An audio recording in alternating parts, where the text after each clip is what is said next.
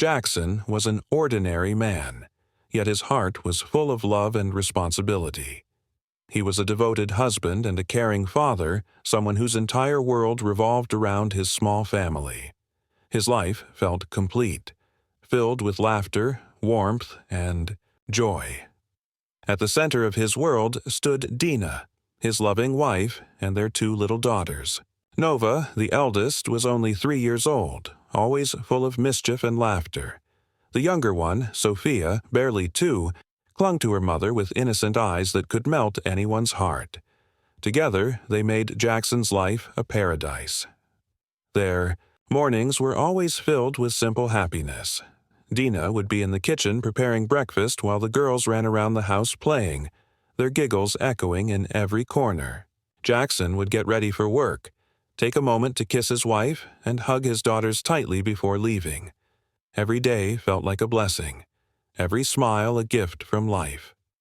But fate often strikes when least expected. Slowly, Dina's health began to change. At first, Jackson dismissed it as tiredness or perhaps a passing weakness, but her condition worsened with each passing day. Concern grew heavier in his heart until finally, he decided to take her to the hospital. The day of the checkup became a turning point. As the doctor examined Dina's reports, a shadow crossed his face. With a heavy voice, he said, "I'm sorry, but Dina has a serious illness. She doesn't have much time left." The words cut through Jackson like a knife. His eyes filled with tears. His hands trembled as he tried to process the reality. The colorful world he had built around love and family suddenly turned gray. He could not imagine a life without Dina, nor could he picture raising his daughters alone. Holding back his emotions, Jackson brought Dina home. As soon as they arrived, Dina, lying weakly on the bed, looked at him with worried eyes and asked, softly, "Jackson, what did the doctors say?" Jackson's throat tightened. He held her hand and whispered the cruel truth. They said, "You don't have much time." A silence fell over the room. Dina's eyes widened with fear, her heart sinking with the weight of reality. Tears rolled down her cheeks. Jackson sat, nearby, lost in despair, wondering how he would face the coming days without her. After a while, Dina broke the silence. Her voice was faint but firm. "I want to call my best friend, Susie. I want her to be with me, at least for whatever time I have left." She dialed the number with trembling hands and explained everything to Susie. Her friend promised she would come immediately. True to her word, Susie arrived the very next day. Dina introduced her to Jackson. "This is my best friend, Susie," she said with a faint smile. Jackson shook her hand politely, then walked away quietly.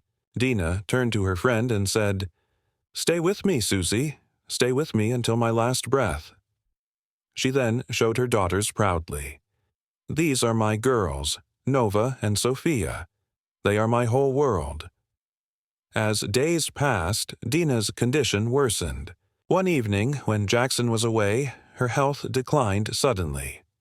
Susie rushed her to the hospital. After a quick checkup, the doctors handed Susie some medicine and said, "Give her these and take good care of her at home. She needs rest more than anything else." Susie brought Dina back. Later, when Jackson returned, she explained what had happened. Jackson's heart grew heavier, but Susie tried to comfort him. "Don't worry," she said soothingly. "Everything will be fine." But behind her words, another story was unfolding. In the shadows of trust, Susie's mind was weaving dangerous plans. Without Jackson's knowledge, she began to switch Dina's real medicines with something else. Day after day, Dina grew weaker. Jackson, blinded by his love and grief, believed this was simply the progression of the illness. He prayed, he hoped, he tried to remain strong, but he had no idea that the person he thought was helping was slowly destroying the very foundation of his life. And so, the days went by, each one bringing Dina closer to the edge, while Jackson remained unaware of the betrayal quietly poisoning his world. The days that followed were heavy with silence and sorrow. Jackson tried his best to hold everything together. He spent nights awake, sitting beside Dina, watching her breathe slowly, as though each breath might be her last. Every morning he forced a smile for his daughters, determined to shield their little hearts from the storm that loomed over their family. Nova and Sophia were too young to understand what was happening. To them, Mama was simply tired or unwell. They would climb onto the bed beside Dina, playing with her hair or whispering little secrets into her ears. Dina would smile faintly, her eyes filling with tears, holding them as tightly as her weak arms allowed. She knew that her time with them was slipping away like sand between fingers. Jackson, meanwhile, carried a storm inside him. He struggled between faith and despair. He prayed every day, begging for a miracle, for just one chance to save his wife. He could not bring himself to imagine life without her. Every moment felt like walking closer to a cliff's edge, with no way to turn back. Susie, on the other hand, appeared to be a pillar of support.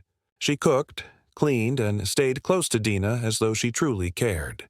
Jackson often felt grateful for her presence. "Thank you, Susie," he said one evening, his voice breaking. "I don't know how I'd manage without you." She gave him a sympathetic smile, but deep inside her heart was dancing with secrets.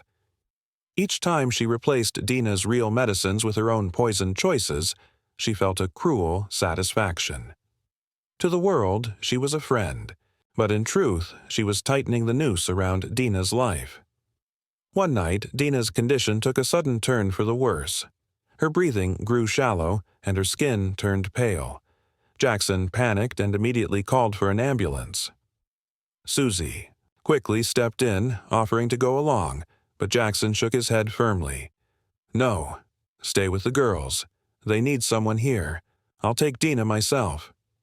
The sirens wailed as the ambulance carried them to the hospital. Jackson sat by Dina's side, holding her hand tightly. "Stay with me, please," he whispered desperately. But Dina's eyelids grew heavy and her grip weakened. By the time they reached the hospital, her body had already gone limp. Doctors rushed her into the emergency ward, but after a few moments they returned with solemn faces. One of them looked at Jackson and said quietly, "I'm sorry. She's gone." The words shattered him. His chest ached as though something had been ripped out of him. Tears streamed down his face uncontrollably. For a long while, he could not move, could not speak. The woman who had been the light of his life, the mother of his children, was gone forever.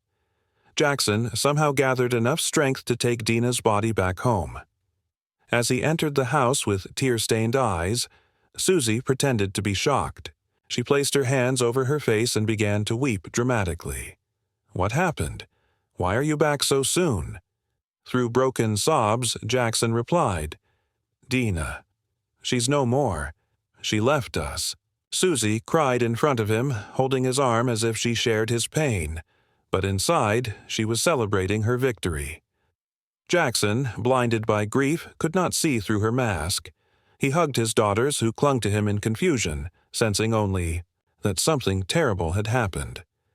The next day, the family buried Dina. At the graveyard, Jackson knelt beside the fresh mound of earth, tears falling endlessly. He whispered promises into the cold air. "I will take care of our girls, Dina. I will be strong for them. I will never let them forget you." Returning home, Jackson held Nova and Sophia close, realizing that he was now their only parent. His heart was broken, but he knew he had to be both father and mother to them. Susie, meanwhile, began to weave herself deeper into their lives. She started cooking breakfast, reminding Jackson of how Dina used to do the same. Every gesture from her made him ache with memories of his wife, but it also made him feel indebted to Susie for her support. Little did he know, the same woman he now relied on was the very reason Dina had slipped away so quickly. The days after Dina's death felt Like walking through a fog, Jackson woke up every morning with a heavy heart, staring at the empty side of the bed where his wife once lay. The silence of the house haunted him. Even when Nova and Sophia laughed or cried, the absence of Dina's voice lingered like a wound that refused to heal. Despite his grief, Jackson forced himself to be strong. His daughters needed him now more than ever. Each time Nova tugged at his shirt, asking, "Papa, where's Mama?" his heart shattered, yet he knelt down, hugged her tightly, and whispered, "Mama is watching us from the sky, my love. She's always with us." Sophia, too young to understand, simply clung to his leg, sensing her father's sadness. In these fragile days, Susie made herself indispensable. She cooked meals, cleaned the house, and cared for the girls while Jackson worked. On the surface, she was a savior. Jackson often thanked her with genuine gratitude. "You've been like family to us, Susie," he said one evening, his voice choked with emotion. "Dina would have wanted you here." Susie smiled sweetly, but her thoughts were far from kind. Every gesture, every word of sympathy was carefully calculated. She had succeeded in removing Dina from the picture, and now she had only one goal left: to take Dina's place completely. Weeks passed, and Jackson began to trust her more. The children, however, saw another side of Susie when their father wasn't around. Behind closed doors, her sweetness turned bitter. "Stop crying, you little brats," she hissed one afternoon, when Sophia refused to eat her food. She yanked the child's arm harshly, making her whimper in pain. Nova, trying to protect her younger sister, said, "Don't hurt her." But Susie turned her glare on the older girl. "Keep quiet or you'll get the same." Terrified, the sisters clung to each other, learning to hide their tears whenever their father came home. Jackson, unaware of this cruelty, saw only the image Susie painted for him, of a caring aunt who loved his daughters like her own.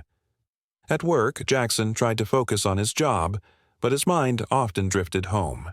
He worried constantly about the girls, yet each evening when he returned, Susie made sure everything looked perfect. The girls sat quietly, their faces pale, but Susie would greet him warmly. "Look, Jackson, I made their favorite meal. They've been so happy today." And Jackson, blind in his grief, believed her. He would kneel down, hug Nova and Sophia, and say, "See, we're still a family. Everything will be okay." The girls, too scared to tell the truth, stayed silent, only nodding through forced smiles. One morning, Susie suggested something that caught Jackson off guard. "Jackson," she said, "it's been a month now. You can't live like this forever. The girls need stability, and so do you. Maybe we should think about being together. For their sake." Jackson froze. The thought of marrying again so soon felt wrong, even disrespectful to Dina's memory. But as he looked at Susie, who had been helping him day and night, and then at his daughters who clung to him for comfort, doubt clouded his heart. Was this the only way to keep the family whole? After weeks of persuasion and pressure, Jackson finally agreed. The wedding was small and quiet, without celebration. Nova and Sophia stood by their father's side, too young to understand the storm that was about to enter their lives. From that day on, Susie no longer needed to pretend. She had what she wanted: Jackson's trust, his home, and authority over his children. And slowly, the mask began to slip. At first, life after the marriage seemed calm. Jackson told himself that he had made the right choice, for the girls, for stability, for the future. He still carried Dina's memory like a wound that never healed, but he tried to believe that Susie's presence would fill the void. Susie acted like the perfect wife whenever Jackson was home. She greeted him with smiles, served him warm meals, and behaved tenderly with Nova and Sophia in his presence. To outsiders, it looked as though Jackson had been blessed with a second chance at happiness. But behind closed doors, a darker reality unfolded. The moment Jackson left for work each morning, Susie's face hardened. Her sweet voice turned cold, and her eyes gleamed with cruelty. She no longer bothered to hide her disdain for the children. "Why are you standing there like statues?" she snapped at them one morning. "Clean up your toys now." Nova, being older, tried her best to obey quickly, pulling Sophia along. But Susie always found fault. If the toys weren't arranged properly, or if Sophia moved too slowly, Susie's hand would strike across their small backs. The girls cried quietly, terrified of angering her further. Their once joyous laughter vanished from the house. They whispered to each other at night, huddled under the blanket. "I miss Mama," Sophia said through tears.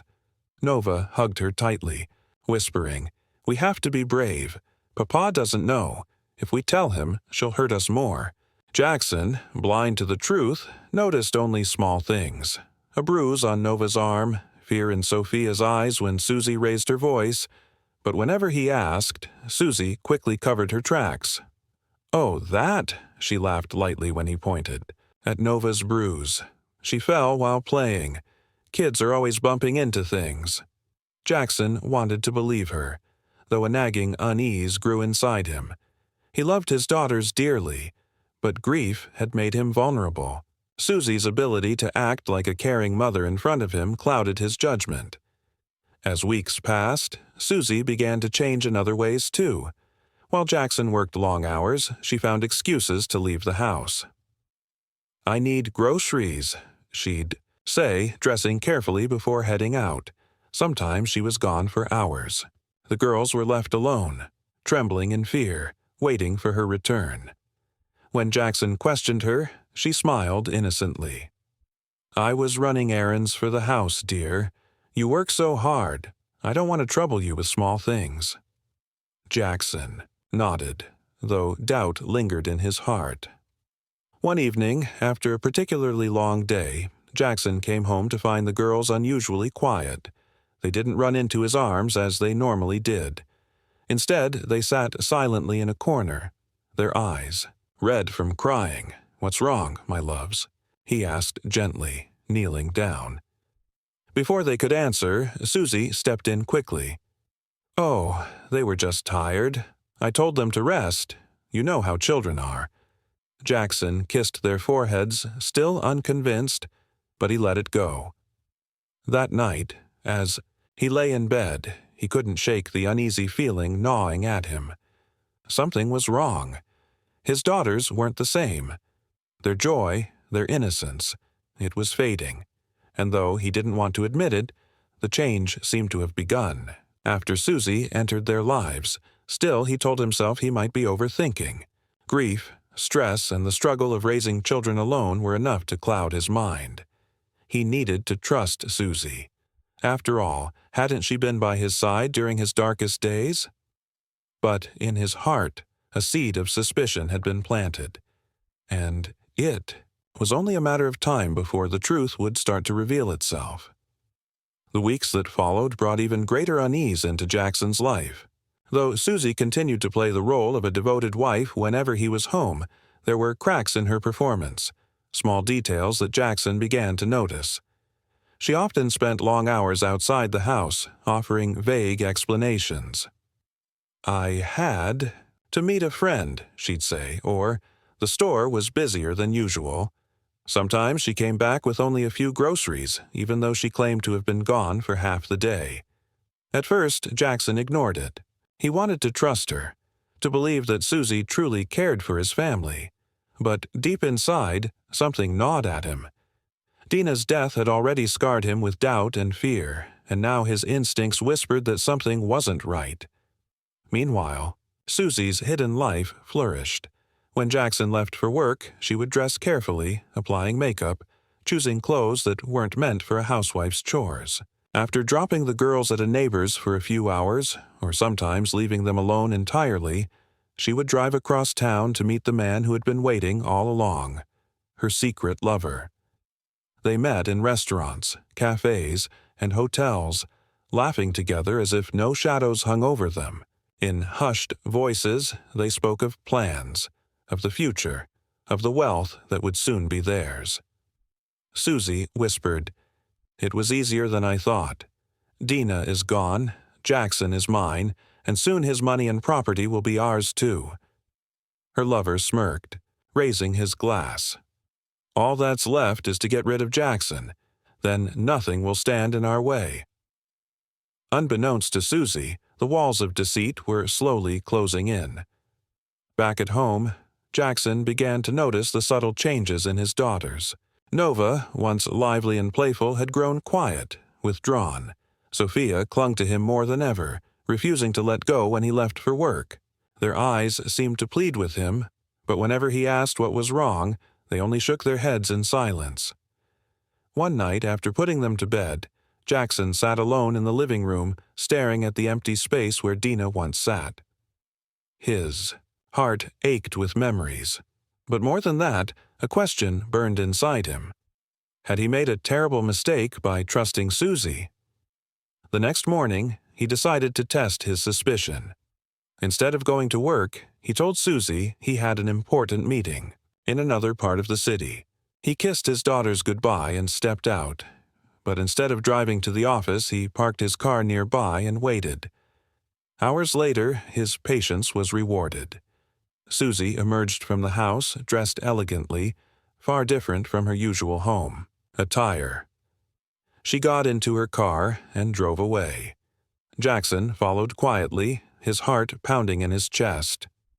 After half an hour, Susie parked in front of a restaurant. Jackson stayed hidden, watching as she stepped out and entered the building. A few minutes later, a man joined her. Jackson's eyes widened in disbelief as he saw them embrace before sitting at a table together. His stomach twisted with rage and pain, but he forced himself to remain calm. He moved closer, hiding behind a wall, straining to hear their conversation. The words struck him like thunder.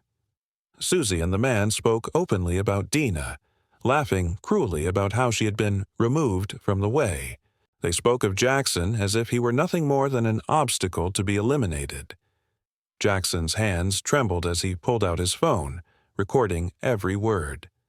Each sentence became proof, each laugh a nail in the coffin of Susie's lies. His heart ached, but his mind grew sharper.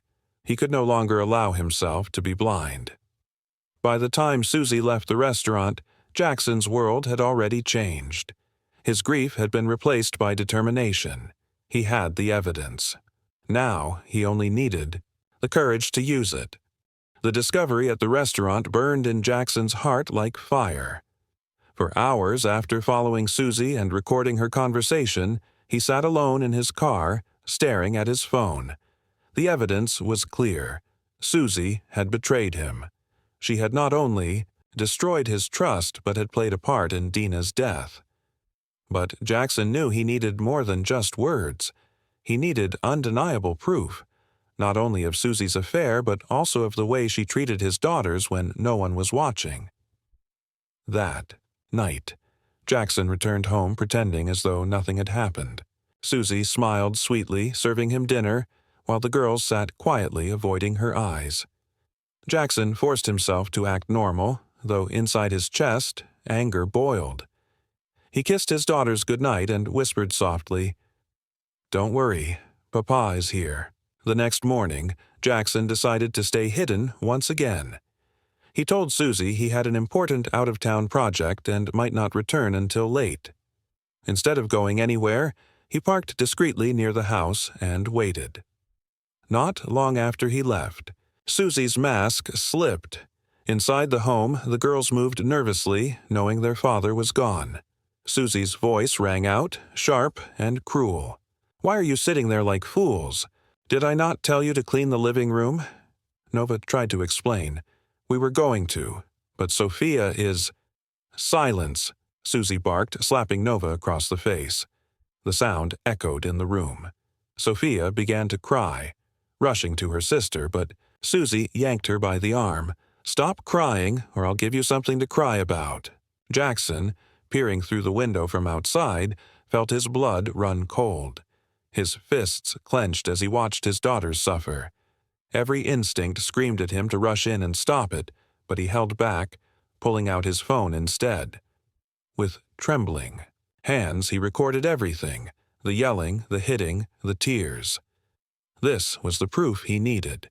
He stayed hidden for hours, capturing every act of cruelty. When Susie eventually left the house, dressed up once again, Jackson slipped back inside to comfort his daughters. "Papa," Nova cried, running into his arms. She hurts us when you're not here." Jackson held them both tightly, tears filling his eyes.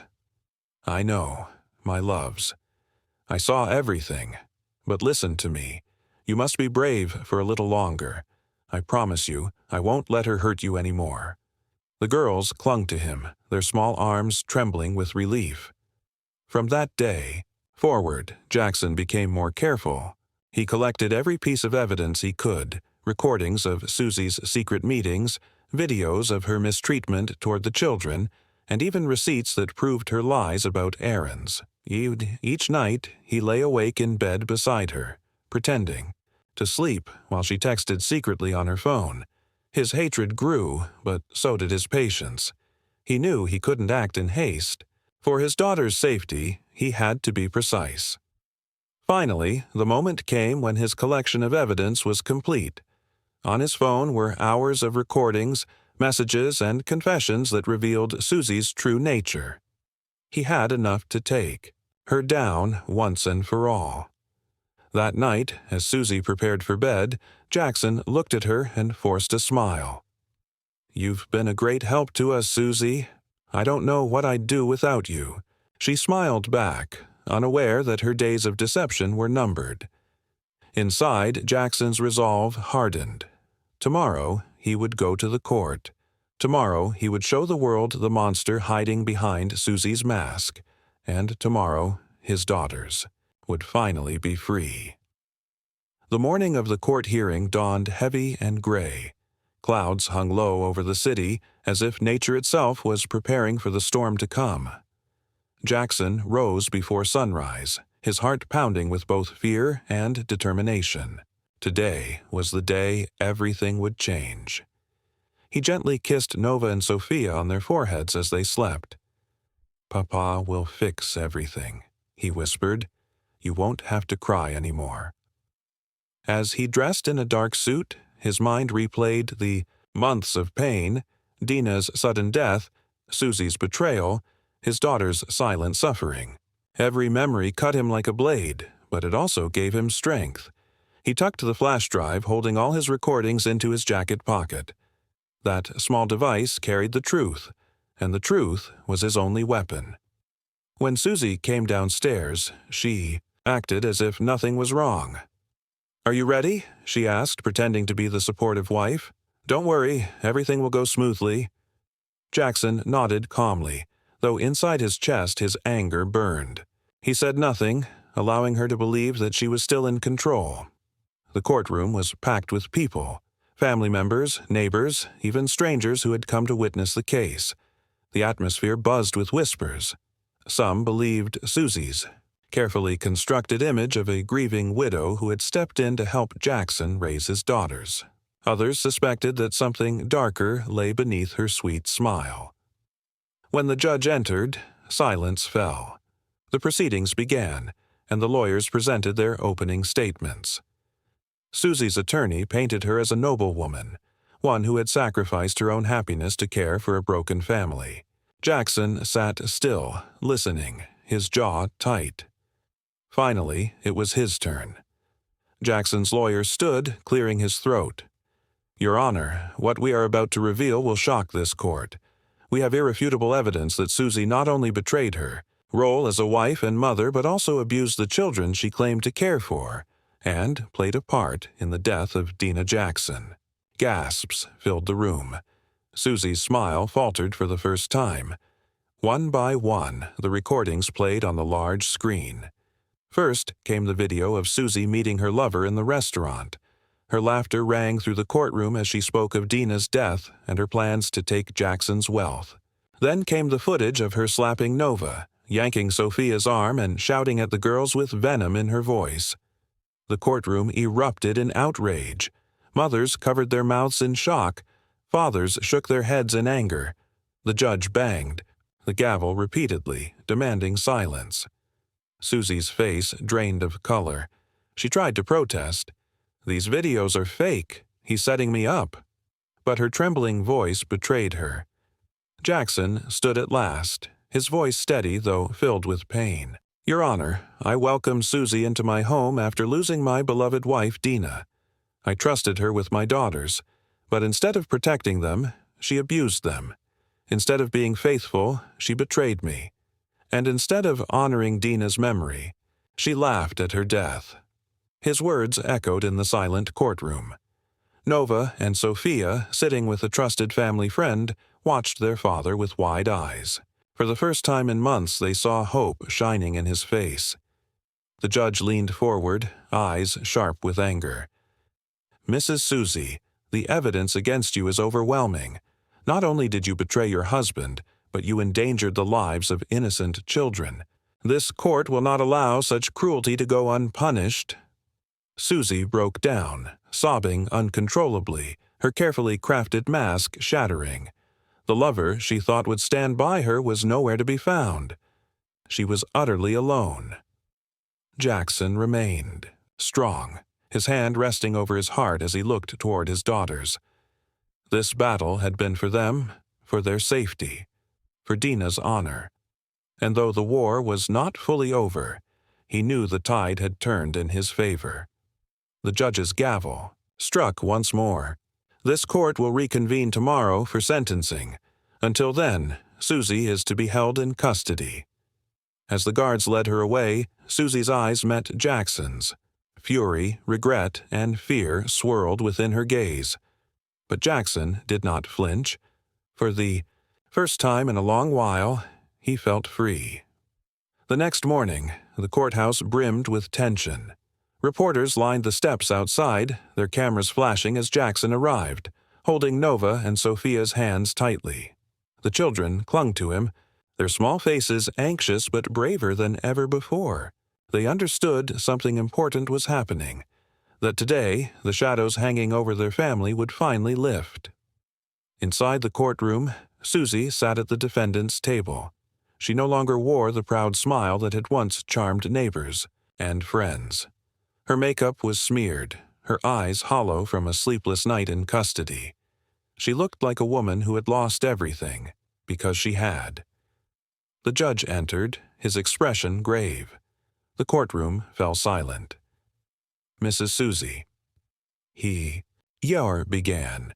"Yesterday, this court saw undeniable evidence of your betrayal, cruelty, and manipulation. You abused the trust placed in you. You mistreated 2 innocent children. And most damning of all, you conspired in the death of Dina Jackson." Susie's head dropped, her hands shaking. The judge continued, "This court finds you guilty on all charges. You are hereby sentenced to life imprisonment, with no possibility of parole for the first 20 years. Gasps and murmurs spread through the audience. Jackson closed his eyes, relief washing over him like a tidal wave. For months, he had lived in fear for his daughter's safety, carrying the heavy burden of his wife's murder and Susie's lies. Now, at last, justice had been served. Susie was led away in handcuffs. She glanced back at Jackson one final time, her eyes a mixture of rage and despair. But Jackson did not return the look. He simply pulled his daughters close, whispering, "It's over now. You're safe." When they left the courthouse, sunlight broke through the clouds. It felt as though the heavens themselves had recognized the family's freedom. Reporters shouted questions, cameras flashed, but Jackson ignored them. The only thing that mattered was holding Nova and Sophia close as they stepped into a new chapter of life. That evening, back at home, Jackson sat with his daughters in the living room. The house felt lighter now, as if Susie's dark presence had finally lifted from its walls. Nova crawled into his lap, while Sophia curled against his side. For the first time in a long time, they laughed, a pure, innocent sound that filled the room with warmth. "Papa," Nova said softly, looking up at him. "Is Mama happy now? In heaven?" Jackson's throat tightened. He kissed her forehead. "Yes, my love. Mama is smiling down on us. She's proud of you and your sister for being so strong." Sophia added, "And proud of you too, Papa." Tears stung Jackson's eyes, but they were tears of healing. For so long, he had carried guilt, wondering if he had failed Dina by letting Susie into their lives. But now he realized his fight for truth, his refusal to give up, and his protection of their daughters had honored Dina's memory in the most important way. Over the following weeks, life slowly began to heal. Jackson arranged therapy sessions for Nova and Sophia, wanting them to process the pain they had endured. He met with counselors, teachers, and family friends, all determined to give his daughters a childhood filled with love and stability. Though the road ahead was not easy, Jackson embraced it with strength. Every night he tucked his girls into bed, reading them stories until they drifted to sleep. And every night he whispered the same promise: "I will never let anyone hurt you again." In quiet moments, Jackson still felt Dina's presence. Sometimes, when the house was silent, he swore he could hear her gentle voice or feel her hand on his shoulder. Instead of sorrow, it gave him peace. She was with him, guiding him, watching over Nova and Sophia from above. For the first time since Dina's death, Jackson believed in the possibility of happiness again. He knew he could not erase the scars of the past, but he could build a brighter future for his daughters. As he looked at Nova and Sophia playing in the yard one afternoon, their laughter rising into the warm breeze, Jackson smiled. "This is what Dina wanted," he whispered to himself, "and this is what I'll protect with my life." The weeks following Susie's sentencing felt like the first breath after nearly drowning. The heavy weight that had pressed down on Jackson's chest was gone, replaced with a cautious sense of freedom. Still, he knew healing would not come overnight. The wounds left on his family by betrayal, by grief, by fear, ran deep. Jackson devoted himself entirely to Nova and Sophia. He reorganized his work schedule so he could spend more time with them, even if it meant sacrificing promotions or extra pay. Every morning he walked them to school, holding their little hands tightly, and every afternoon he greeted them with open arms, ready to listen to their stories. Slowly, the children began to smile again. The haunted look in Nova's eyes faded, and Sophia's laughter returned, bubbling like music through the house. Therapy sessions helped them talk about their fears and understand that none of what had happened was their fault. Jackson sat in on some of those sessions, reassuring them that their feelings mattered. One evening, after putting the girls to bed, Jackson sat alone in the living room. The silence was heavy, but not unbearable anymore. He took out Dina's old photo album and flipped through the pages. Pictures of their wedding, their first home, Nova's birth, Sophia's first birthday. Memories that once brought only pain now carried a bittersweet comfort. "I did it, Dina," he whispered into the stillness. "I kept our girls safe. They'll grow up knowing love, not fear." Tears glistened in his eyes, but they were no longer born of despair. They were tears of release, of gratitude that he had survived and kept his promise. As the months passed, neighbors and friends rallied around him. They brought meals, invited the girls to birthday parties, and treated Jackson with new respect. He was no longer seen as the broken widower who had made a tragic mistake by trusting the wrong woman. He was a fighter, a father who had stood against cruelty and won. But even in this newfound peace, loneliness sometimes crept in. At night, after the girls were asleep, Jackson felt the empty side of his bed like a cold reminder. He loved Dina deeply and knew no one could ever replace her. Yet he also wondered if his heart could ever open again, not to replace the past, but to build something new alongside it. One afternoon, while picking the girls up from school, Jackson ran into Emma, an old family friend. She had known Dina for years and often checked in on Nova and Sophia during their darkest days. Emma was kind, gentle, and full of patience. The girls adored her, running into her arms whenever they saw her. Over time, Jackson found himself looking forward to Emma's visits. They talked about everything: parenting struggles, memories of Dina, and the challenges of rebuilding life after loss. Emma never pressured him, never tried to step into Dina's place. She simply offered understanding and quiet companionship. One evening, after dinner, Emma stayed to help the girls with their homework. Nova leaned against her, Sophia giggled at her jokes, and for the first time in years, the house felt alive, with joy. Jackson stood in the doorway, watching with a soft smile. His heart ached, but it was not the ache of grief. It was something gentler, something that hinted at hope. Later, when the girls were asleep, Emma lingered at the door. "You're doing an amazing job, Jackson," she said softly. "Dina would be so proud of you." Her words touched him more deeply than she realized. "Thank you, Emma," he replied, his voice thick with emotion.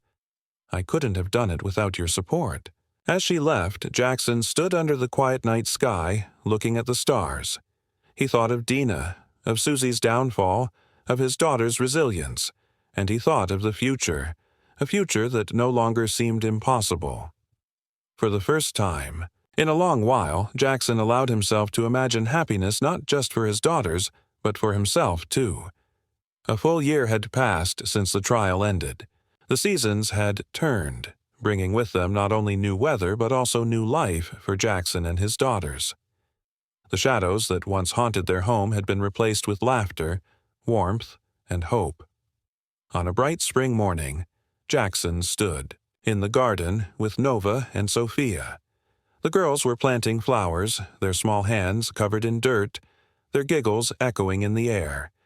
Jackson knelt beside them, guiding their hands as they placed seeds into the soil. "These flowers will grow, strong, just like you," he told them. "They'll remind us that even after the hardest winters, life always finds a way to bloom again." The girls smiled, and for Jackson, it felt like the truest symbol of their journey. Though scars remained, they no longer defined them. Nova was more confident now, her creativity shining through in drawings she proudly pinned on the walls. Sophia's shy smile had turned into laughter that filled every room. Their therapy, combined with Jackson's endless love, had given them the courage to step forward into childhood again. Jackson, too, had changed. He was no longer the broken man tormented by grief and betrayal. He was stronger, wiser, and more patient. He had learned that healing was not about forgetting the pain, but about carrying it with dignity and allowing it to shape a brighter path. Emma continued to be a steady presence in their lives. She often joined them for dinners, helped with school projects, or simply shared quiet evenings talking with Jackson after the girls went to bed. What began as friendship slowly deepened into something tender, though unspoken. Jackson respected the pace of his own heart and his daughter's needs. He knew that love, if it was meant to grow, would come naturally in time. One Sunday, Jackson took Nova and Sophia to visit Dina's grave. The cemetery was peaceful, sunlight streaming gently through the trees.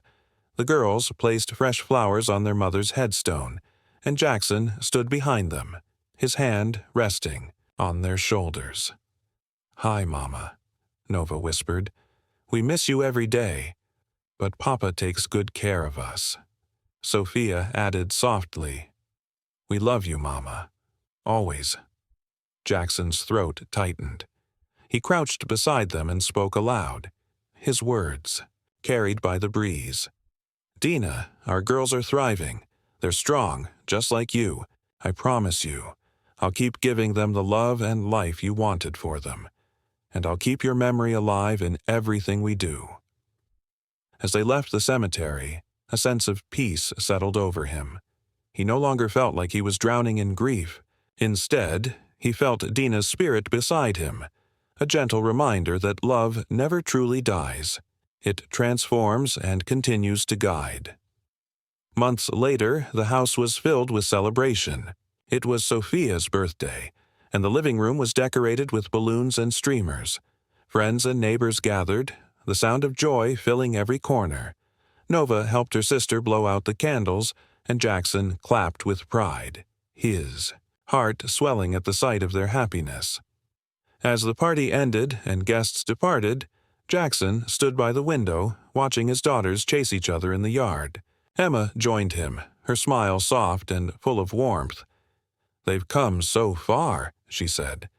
"They have," Jackson agreed. "We all have." In that moment, Jackson realized something profound. His life was no longer defined by tragedy or betrayal. It was defined by love.